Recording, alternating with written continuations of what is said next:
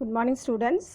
Last class how the state government works அப்படின்ற டாப்பிக்கில் நம்ம வந்து the governor பார்த்தோம், அவரோட functions பார்த்தோம், அதே மாதிரி chief minister பார்த்தோம், அவரோட power and functions பார்த்தோம், அடுத்தது election commission பார்த்தோம். இப்போ என்ன பார்க்க போகிறோம் அப்படின்னா the state council of ministers அது பார்க்க போகிறோம். அதில் பார்த்தா அப்படின்னு சொன்னால் the leaders of the majority party in the election is chosen as chief minister in Tamil Nadu. There are 234 legislative constituencies.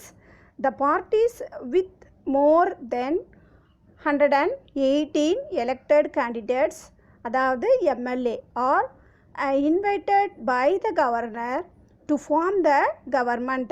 The chief minister, who also should be an MLA, chooses his ministers from the MLAs of his party. Ministers for various departments headed by the chief minister is called the state government. So it is said that the party which got majority seats in the election form the government. இதில் பார்த்த அப்படின்னு சொன்னால் அதாவது சட்டப்பேரவையில் பார்த்த அப்படின்னா பெரும்பான்மை, அதாவது எந்த ஒரு கட்சி வந்து பெரும்பான்மையை சீட்டுங்களை வந்து வின் பண்ணுதோ, இப்போ டோட்டலாக பார்த்த அப்படின்னு சொன்னால் 234 சீட்ஸ் இருக்குது. இதில் பார்த்த அப்படின்னா 118 சீட்ஸு யார் வந்து வின் பண்ணுறாங்களோ அவங்கள பார்த்த அப்படின்னு சொன்னால், அதாவது நம்ம கவர்னர் என்ன பண்ணுவார் அப்படின்னு சொன்னால் அவரை வந்து ஆட்சி அமைக்கிறதுக்காக கூப்பிடுவாங்க. சரியா? இதில் பார்த்தா அப்படின்னு சொன்னால் சீஃப் மினிஸ்டரும் இந்த எம்எல்ஏஸ்லேருந்து தான் செலக்ட் பண்ணுவாங்க. சப்போஸ் அவர் எம்எல்ஏவாக இல்லாத பட்சத்தில் அவர் வந்து எல்லா 6 மந்த்துக்குள்ளே அவர் வந்து வேறு ஏதாவது ஒரு தொகுதியில் நின்று அந்த இடத்துல என்ன பண்ணணும், வின் பண்ணணும். சரியா? அந்த மாதிரி ஒரு ரூல்ஸ் இருக்குது. இதுக்கப்புறம் பார்த்தா அப்படின்னு சொன்னால் இவங்களை என்ன பண்ணுவாங்க அப்படின்னு சொன்னால் கூப்பிட்டு கவர்னர் வந்து உங்களை அமைச்சரவையை வந்து அமைக்கிறதுக்கு அழைப்பு விடுப்பாங்க. சரியா? இப்படி தான் பார்த்தா அப்படின்னு சொன்னால் இவங்களுக்கு ஆட்சி அமைக்கும் அதிகாரத்தை கொடுக்குறாங்க. அடுத்தது பார்த்தா அப்படின்னு சொன்னால் அதாவது மாநில அரசாங்கத்தோட செயல்பாடுகள். நெக்ஸ்ட் பார்த்தா அப்படின்னு சொன்னால் the work of the state government. After being elected to the legislative assembly, the MLAs are expected to regularly participate in its sitting. The legislative assembly meets 2 or 3 times in a year. The main duty of the legislative assembly is to take law for the state. It can make law on the subject maintained in the state list and the concurrent list. However, during the state emergency, it cannot exercise the legislative power. The assembly has control over the state council of ministers. The state council of ministers are responsible or answerable to the assembly for its activities. The assembly may pass a no confidence motions against the council of ministers and bring its downfall if it is not satisfied with the performance of council of ministers. The legislative assembly has control over the finance of the state. A money bill can be introduced only in the assembly. The government cannot improve, increase, lower or withdraw any tool without the approval of the assembly. Elected members of the legislative assembly can take part in the election of the president of India, and all members can take part in the election of the members of Rajya Sabha from the state.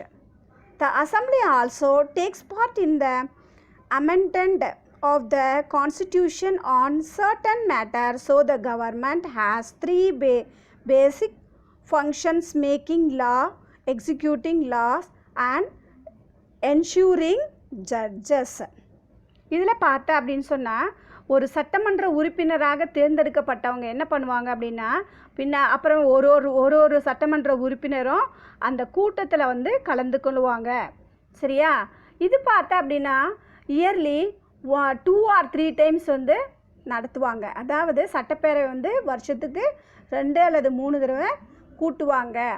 அதுக்கப்புறம் என்ன பண்ணுவாங்க அப்படின்னு பார்த்தோன்னா, மாநிலங்களுக்கான சட்டங்களை இயற்றுறது சட்டமன்றத்தில் முக்கியமான வேலையாக இருக்கும். இந்த சட்டமன்றம் பார்த்தா அப்படின்னு சொன்னால், மாநில பட்டியல் மற்றும் மத்திய பட்டியலில் இருக்க துறைகள் தொடர்பான சட்டங்கள் இயற்றுறது, எனினும் நெருக்கடி காலத்தில் இருக்க நடைமுறையில் உள்ள சிக்கல்களை தீர்க்கிறது, இந்த மாதிரி வேலை எல்லாமே என்ன பண்ண முடியும் அப்படின்னு சொன்னால் இவங்களால் செய்ய முடியும். ஆனால் இதில் என்ன அப்படின்னு சொன்னால், சட்டம் இயற்றும் அதிகாரம் வந்து இவங்களுக்கு கிடையாது. சரியா? மாநில சட்டமன்றத்தில் அமைச்சரவை மீது கட்டுப்பாட்டினை செலுத்துது. இது பார்த்தோன்னா மாநில அமைச்சரவை சட்டமன்றத்திற்கு பொறுப்புள்ளதாகவும் மற்றும் பதில் அளிக்கவும் கடமைப்பட்டுள்ளது. அதாவது சென்ட்ரல் கவர்மெண்ட்டுக்கு பதில் சொல்ல வேண்டிய கடமை எல்லாமே இந்த ஸ்டேட் கவர்மெண்ட்டுக்கு இருக்குது. அமைச்சரவையில் வந்து திருப்தி ஏற்படலை அப்படின்னு சொன்னால் என்ன பண்ணுவாங்க அப்படின்னு சொன்னால், நம்பிக்கையில்லா தீர்மானத்தை கொண்டு வந்து இயற்றி அமைச்சரவையை வந்து என்ன பண்ணிடுவாங்க, நீக்கிடுவாங்க. சரியா? அடுத்தது பார்த்தா அப்படின்னு சொன்னால், மாநில சட்டமன்றம் வந்து ஒருவனுக்கும் நம்மளோட நீதிக்கு கட்டுப்பட்டு தான் இருக்குது. ஓகேவா? நெக்ஸ்ட்டு பார்த்தா அப்படின்னு சொன்னால்,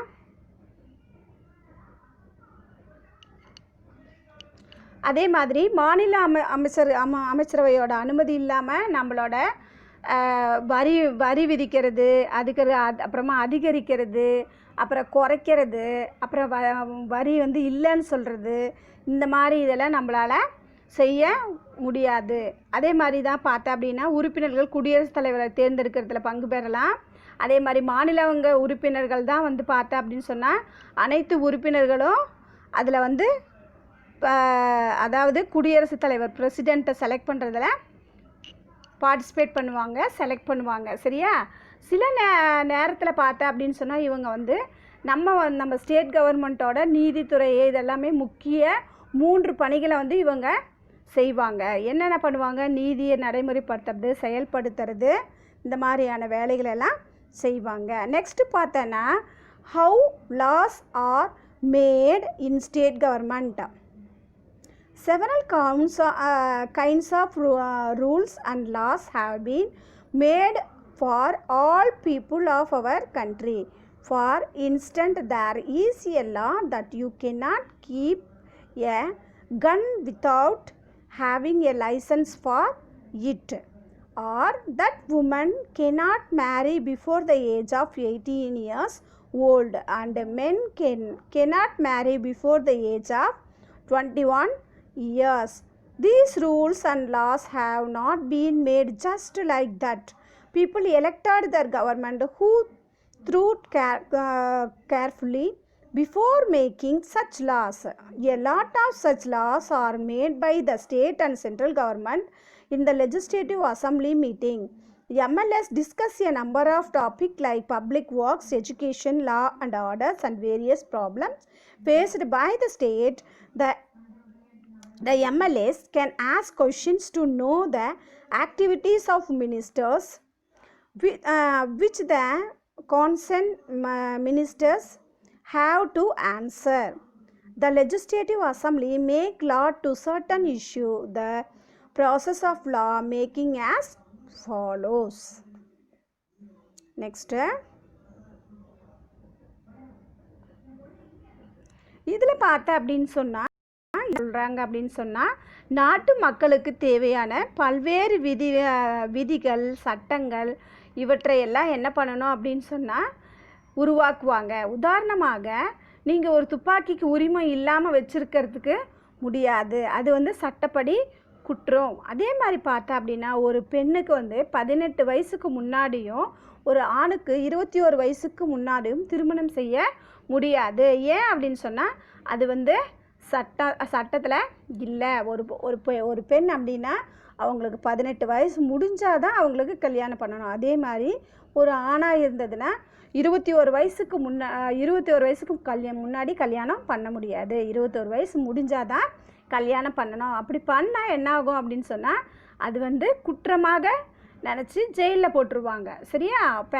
பேரண்ட்ஸை ஜெயிலில் போட்டுருவாங்க அப்படின்னு சொல்கிறாங்க. சரியா? இந்த மாதிரி சட்டங்கள் வந்து சாதாரணமாக உடனே இன்றைக்கி நாளைக்கு நேற்று உருவாக்குனது கிடையாது. இது வந்து என்னாச்சு அப்படின்னு சொன்னால் மக்களால் தேர்ந்தெடுக்கப்பட்ட அரசாங்கம் இது போன்ற சட்டங்களை உருவாக்குறதுக்கு முன்னையே கவனமாக சிந்தித்து செயல்பட்டிருக்காங்க. இந்த மாதிரி பல்வேறு சட்டங்கள் மாநில மற்றும் மத்திய அரசாங்கத்தால் உருவாக்கப்பட்டிருக்கு அப்படின்னு சொல்கிறாங்க. சரியா?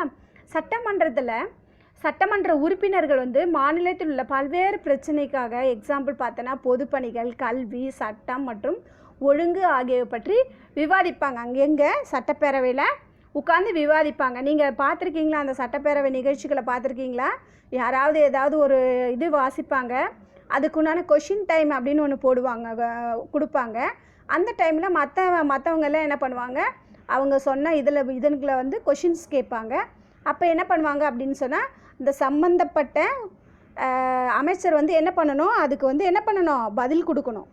இவங்க இந்த மாதிரி சொன்னாங்க, இதுக்கு வந்து என்ன ஆன்சரு, இதுக்கு வந்து அதுக்கு ரெமெடி என்ன, அதெல்லாம் வந்து என்ன பண்ணணும், அவங்க சொல்லணும். சரியா? இந்த மாதிரி அந்த துறையை சார்ந்த அமைச்சர் வந்து விடையளிப்பாங்க. இந்த மாதிரியான சட்டமன்றங்கள் ஏற்றுவது இது எல்லாமே செஞ்சுருக்காங்க. அடுத்தது பார்த்தா அப்படின்னா இந்த சட்டங்களை எப்படி நடைமுறைப்படுத்தினாங்க. சட்டங்களை பார்த்தா மாநில அமைச்சரவை அதாவது சட்டங்களை நடைமுறைப்படுத்துறது ஸ்டேட் கவர்மெண்ட்டோட மாநில அமைச்சர்களோட வேலை. சரியா? தமிழ்நாட்டில் பார்த்தா அப்படின்னா சட்டமன்றம் வந்து சென்னையில் அமைச்சிருக்காங்க. அதே மாதிரி மாநில சட்டமன்ற அமைச்சரவை வந்து பொதுவாக வந்து எங்கு செயல்படுதோ அங்கே தான் அதனோட தலைநகரமாகவும் இருக்கும். சரியா? அதாவது நம்ம தமிழ்நாடோட கேபிட்டல் வந்து எங்கே அப்படின்னா சென்னை இல்லையா? அந்த இடத்துல தான் பார்த்தா அப்படின்னு சொன்னால் அந்த மாநில சட்டமன்றம் அதெல்லாமே இருக்கும் அப்படின்னு சொல்கிறாங்க. நெக்ஸ்ட்டு நீதித்துறை அப்படின்னு என்னது, ஜுடிஷியரி ஆஃப் ஸ்டேட். சரியா? அதில் பார்க்கலாம். The High Court stand at the apex of the state judiciary. As per the constitutions, there shall be a high court in each state. அதாவது ஒரு ஸ்டேட்லேயும் பார்த்தா அப்படின்னு சொன்னால் கம்பல்சரி ஒரு ஹை கோர்ட்டு இருக்கும் அப்படின்னு சொல்கிறாங்க. But there may be a common high court for 2 or more states and unions. அதாவது இது மட்டும் இல்லாமல் என்ன பண்ணுவாங்க அப்படின்னா ஒன்று அல்லது அதுக்கு மேற்பட்ட யூனியன் பிரதேசங்களில் பார்த்தா அப்படின்னு சொன்னால் உயர்நீதிமன்றங்கள் இருக்கும் அப்படின்னு சொல்கிறாங்க. சரியா? இதில் பார்த்தா அப்படின்னு சொன்னால் the state high court consist of a chief justice and such other judges as the president may appoint from time to time it is necessary. அதாவது நம்ம பிரசிடெண்ட் தான் பார்த்தா அப்படின்னா இந்த ஜட்ஜஸ் வந்து அப்பாயின்மெண்ட் பண்ணுவாங்க. அது பார்த்தா அப்படின்னு சொன்னால் அவங்க தேவைக்கேற்ப அப்பப்போ என்ன பண்ணுவாங்க அப்படின்னா நியமனம் பண்ணுவாங்க அப்படின்னு சொல்கிறாங்க. ஓகேவா? நெக்ஸ்ட் பார்த்தா அப்படின்னு சொன்னால் the high court is not uniform and fixed. The president appoint the chief justice of high court in consultation with the chief justice of India and the governor of the state. அதாவது இதில் என்ன சொல்கிறாங்க அப்படின்னு சொன்னால் உயர்நீதிமன்ற நீதிபதிகள் எண்ணிக்கை பார்த்தா அப்படின்னு சொன்னால் ஒரே மாதிரியாக இருக்காது. சரியா? குடியரசுத் தலைவர், உச்சநீதிமன்ற தலைமை நீதிபதி, மாநில ஆளுநர் அவங்களெல்லாம் கலந்து ஆலோசித்து தான் என்ன பண்ணுவாங்க அப்படின்னு சொன்னால் அந்த நீதிபதியை நியமிப்பாங்க. உயர்நீதிமன்ற நீதிபதிகள் வந்து அதாவது அவங்களுக்குன்னு சில தகுதிகள் இருக்குது. சரியா? அது என்ன அப்படின்னு சொல்லி பார்த்தோன்னா he must be a citizen of India. கண்டிப்பாக அவர் வந்து யாராக இருக்கணும், இந்திய குடிமகனாக இருக்க வேண்டும். சரியா? நெக்ஸ்ட் பார்த்தா அப்படின்னு சொன்னால் he must have at least 10 years experience as head of the judicial office in the territory of India. அப்படின்னு என்ன, இந்தியாவில் 10 வருஷ காலம் அவங்க நீதித்துறையில் வந்து வக்கீலுன்னு சொல்கிறோம் இல்லையா, அந்த மாதிரி பணியாற்றி இருக்க வேண்டும் அப்படின்னு சொல்கிறாங்க. நெக்ஸ்ட் பார்த்தா அப்படின்னு சொன்னால், he must have at least 10 years experience at an advocate in 1 or 2 high courts. அதே மாதிரி இவங்க பார்த்தா உயர் நீதிமன்றத்துலேயும் பார்த்தா அப்படின்னா 10 வருஷம் என்ன பண்ணியிருக்கணும், வழக்கறிஞராக இருந்த அனுபவம் இவங்களுக்கு இருக்கணும் அப்படின்னு சொல்கிறாங்க. அதே மாதிரி பார்த்தா அப்படின்னு சொன்னால், a judge of high court hold the office until he completed the age of 62 years. அதாவது உயர் நீதிமன்ற நீதிபதிக்கு 62 வயசு அவரோட பதவி வரைக்கும் அவர் வந்து அந்த பதவியில் இருப்பார். A judge of the high court can be removed from the office only for the proven misbehavior or incapacity and only in the same manner in which a judge of the Supreme Court is removed. அதாவது ஒரு உயர்நீதிமன்ற நீதிபதி வந்து என்னன்னா தவறான நடத்தையாலேயோ அல்லது அவருக்கு திறமை இல்லை அப்படின்றனாலேயோ இருந்தால் மட்டும்தான் உச்ச நீதிமன்ற நீதிபதிகளை வந்து நீக்கிடுவாங்க. சரியா? அடுத்தது power and functions of high court. அடுத்தது என்ன, power and functions of high court. அதாவது இவங்களுக்கு என்னெல்லாம் அதிகாரம் இருக்குது, அவங்களோட வேலைகள் என்ன, அதுதான். சரியா? The High Court has been empowered to issue rights of habeas corpus. அடுத்தது mandamus, prohibitations, certain and quo warranto for the enforcement of the fundamental rights and for other purpose. அதாவது அடிப்படை உரிமைகள் பார்த்த அப்படின்னு சொன்னால், உரிமைகள் இதர நோக்கங்களை வலியுறுத்த நீதிமன்றம் வந்து ஆள்கொண்டு நீதிமன்றம், தகுதி முறையில் வினவறது, அடுத்தது தடை செய்யறது, நீதி பேராண்மை, கட்டளையிடுறது, இந்த மாதிரி ஆவணங்களை எல்லாம் வலியுறுத்துவாங்க இதில். சரியா? அடுத்தது பார்த்தா அப்படின்னு சொன்னால், ஒவ்வொரு நீதிமன்றமும் தனக்கு அதிகார எல்லையில் இருக்கிற இராணுவ நீதிமன்றங்கள் மற்றும் தீர்ப்பாயங்களை வந்து என்ன பண்ணுவாங்க அப்படின்னு சொன்னால், நீங்களாக அனைத்து சார்நிலை நீதிமன்றங்களையும் தீர்ப்பாயங்களையும் கண்காணிக்க வேண்டியது இவங்களோட வேலை. சரியா? அதாவது நெக்ஸ்ட்டு பார்த்தா அப்படின்னு சொன்னால், every high court has the general power of superintendence over all the lower courts and tribunals within its judiciaries, expert military court and tribunals அப்படின்னு சொல்கிறாங்க. நெக்ஸ்ட் பார்த்தா அப்படின்னு சொன்னால், if a case is pending before the subordinate court and the high court is satisfied that it involves the substantial questions of the constitutional law, it can take up the case and describe itself. The high court control all the subordinate court in the state. Like the Supreme Court, the High Court also act in the court and records. அடுத்தது, for the purpose of judicial administrations, each states in divided into a number of districts, each under the jurisdiction of the district. The district court judges were appointed by the governor in the excess of above maintained power. The High Court enjoy full power and freedom to act within its judicial. The constitutional safeguard have ensured in the independent working. இதில் என்ன சொல்கிறாங்க அப்படின்னு சொன்னால், மாநில உயர்நீதிமன்ற அப்படின்னு சொன்னால் மாநில அமைச்சரின் வந்து உயர் அதிகாரிகளை நியமிப்பது முதல்வருக்கு முக்கிய பங்கு வகிக்கிறாங்க. அதே மாதிரி பார்த்தா அப்படின்னு சொன்னால், மாநில அரசாங்கத்தின் சட்டங்களை இயற்றுவது, சட்ட உறுப்பினர்கள்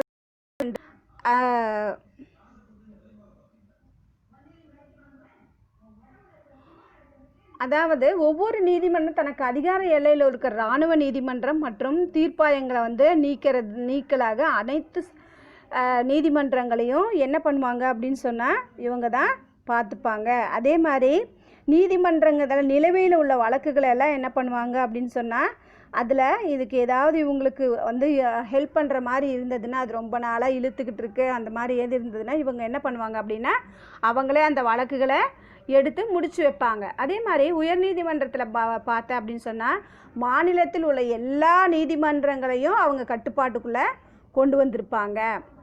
அதே மாதிரி உயர்நீதிமன்றத்தில் பார்த்தோன்னா உச்ச நீதிமன்றத்தை போலவே வழக்குகளை பற்றி பதிவேடுகள் ஆதாரங்கள் இது எல்லாத்தையுமே என்ன பண்ணுவாங்க பத்திரமா பதிவு செய்வாங்க. சரியா? அதே மாதிரி நீதி நிர்வாகத்துக்கும் ஒவ்வொரு மாநிலத்துக்கும் பல்வேறு மாவட்டங்களுக்கும் பிரிக்கப்பட்டு ஒவ்வொரு மாவட்டமும் மாவட்டம் வாரியாக நீதிமன்றங்கள் எல்லைக்குள்ளே இருக்கிறது எல்லாமே என்ன பண்ணுவாங்க அப்படின்னா அவங்கவுங்க கரெக்டாக அதை ஆளுநர்கிட்ட நியமனம் செய்யப்பட்டு அதுக்குள்ள நீதிபதிகளை வச்சு அந்தந்த எல்லையை என்ன பண்ணுவாங்க அந்தந்த பகுதியை அவங்க பார்த்துப்பாங்க. சரியா? இதில் இந்த லெசனில் இவ்வளோ தான் கொடுத்துருக்காங்க. ஹோம்ஒர்க் சென்ட் பண்ணுறேன். கம்பல்சரி எல்லாருமே ரைட் பண்ணி என்ன பண்ணியிருக்கணும் சென்ட் பண்ணியிருக்கணும். அடுத்த கிளாஸில் இதனோட கொஷின் ஆன்சர்ஸ் பற்றி நம்ம பார்க்கலாம். ஓகேவா? தேங்க்யூம்மா.